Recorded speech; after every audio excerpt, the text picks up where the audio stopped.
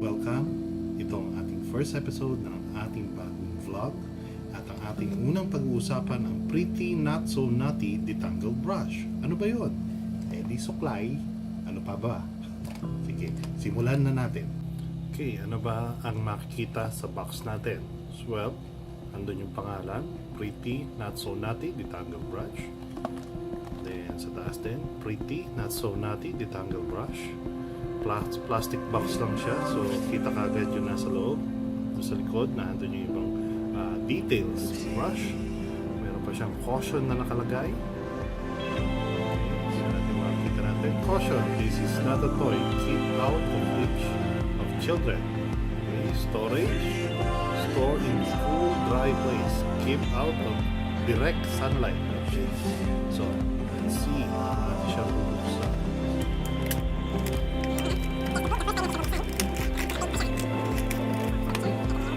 Pretty not so not. Bristles niya strong, plastic, medyo plastic, medyo tusok, pointy yung ano niya, pero may rounded yung tip niya. Okay. Almost half ng palm ko. Okay, so test natin siya. So paano ba siya hawakan? So ganito, normally, yan ang hawak natin sa kanya. Okay. So from the smallest part, ito yung biggest. So dito tayo sa small. Yan. Proper way of using it. Okay. Then ilagay.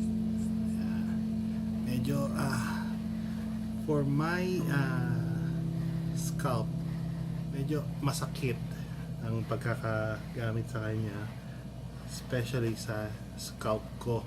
Pero pagdating naman do sa chin area, okay naman siya. Okay. Yan. Okay. Especially pagdating do sa arm hairs, mas maganda, especially kapag wet yung arms mo. Madali mo siya mababrush and makikita mo kagad yung tangles ng mga hairs is naayos siya kagad. Ngayon, hindi ko advise sa paggamit ito kapag meron kang dry skin.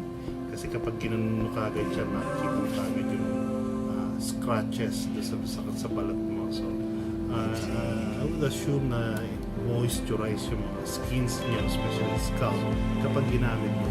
So, okay. Isang pinakamaganda sa kanya is kapag talaga nangangati yung ulo mo, huwag mo siyang sakap.